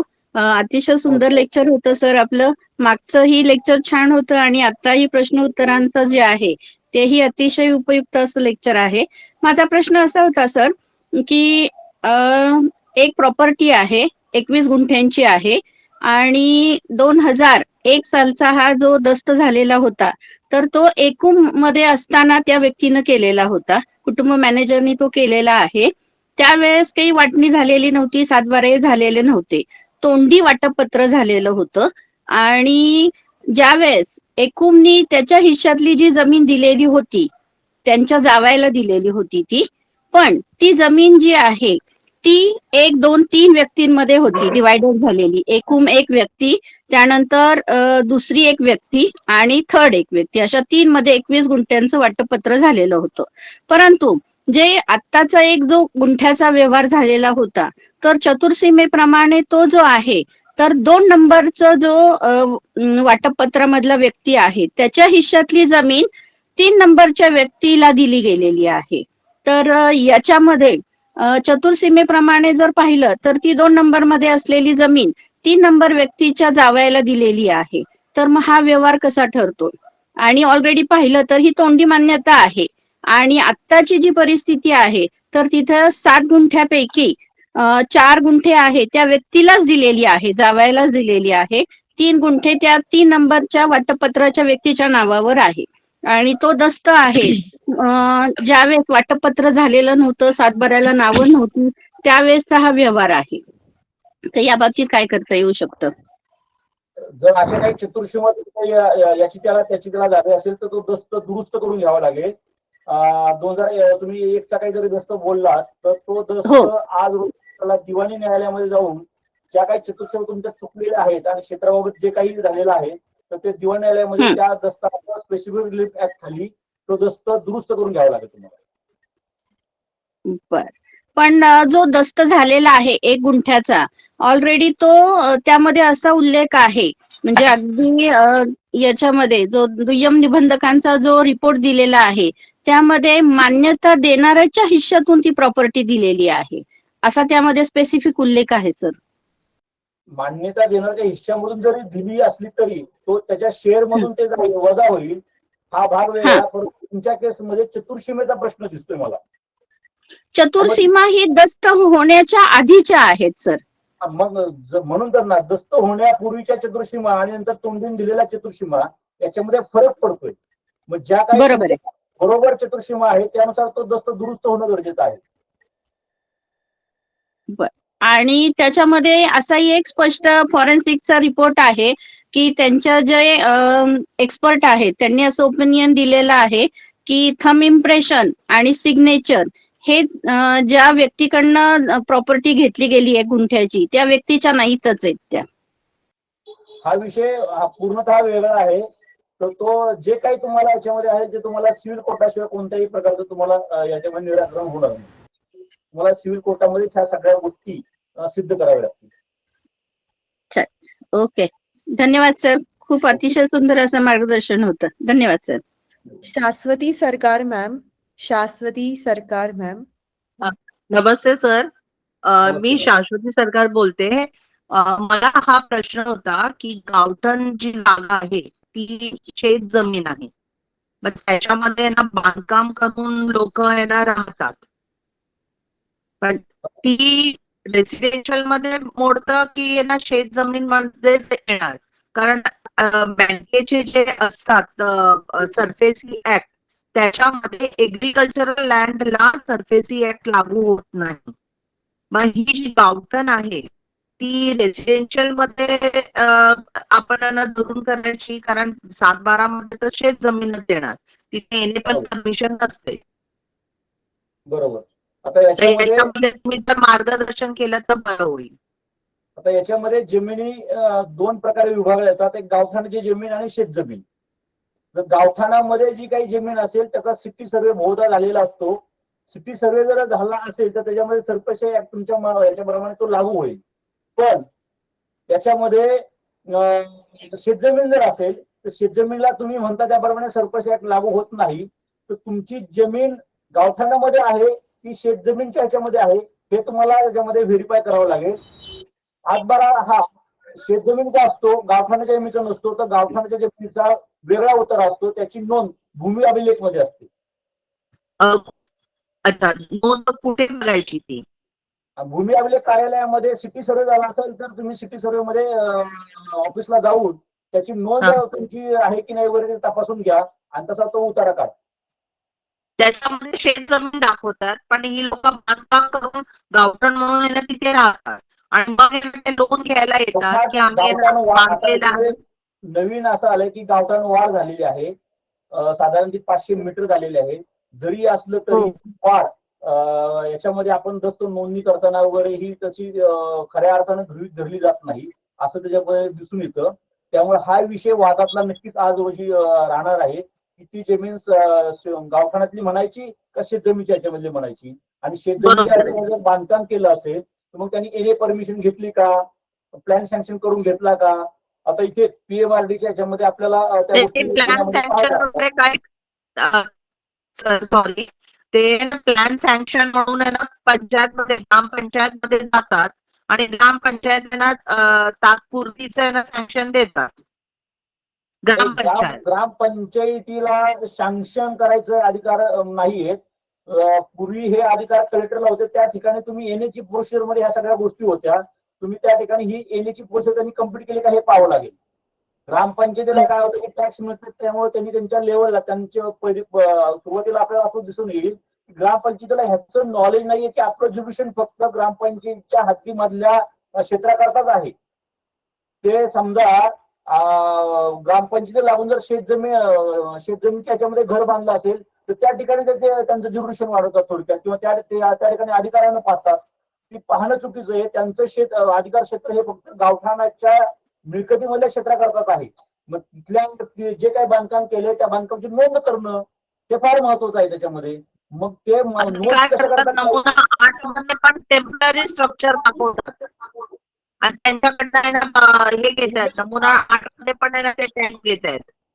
तेच मी सांगतोय की कसं असतं की गावठाणाच्या बाहेर जरी बांधकाम केलं परंतु तुम्ही ग्रामपंचायतीच्या सुख सुविधा घेत असतात आणि म्हणून सुख सुविधेपोटी त्यांना तो कर मिळणं फार गरजेचं आहे. कारण त्याच्यापुढे ते खर्च करत असतात आणि ते करासाठी ते नोंदणी करत असतात. याचा अर्थ ते बांधकाम लिगली केले असं म्हणता येणार नाही. मग त्याच्यासाठी येणार काय येणार दस्तावेज आपल्याला बघावी लागेल. ते बांधकाम सातबाराच्या मिळकतीवरती केलंय की गावठाणामध्ये केलं हे आपल्याला पाहावं लागेल आणि मग ते परमिशन घेऊन केले की न घेऊन केले हे पाहावं लागेल. त्यांच्याकडून येण्याची परमिशन घेतली की नाही घेतली ते पाहावं लागेल. ह्या गोष्टी जर त्यांनी कम्प्लीट केल्या असतील तर तो भाग वेगळा होईल. नाही तर ते शेतजमीनच त्यांना ठरली जाणार ना. येणे म्हणून राहील ना तसा. तो येणे स्वरूपात तो शेतसारा भरणार आहे. कधी कधी येणार ते टेम्पररी येणे पण देतात. 5 वर्षासाठी ते देतात की तुम्ही येणार याच्यामध्ये करा मग परमनंट करा. असं पण मी मुंबईमध्ये बघितलंय. मुंबईच्या बाहेर जरा आहे ना त्याच या स्थळी येणं हे बघितलेलं आहे.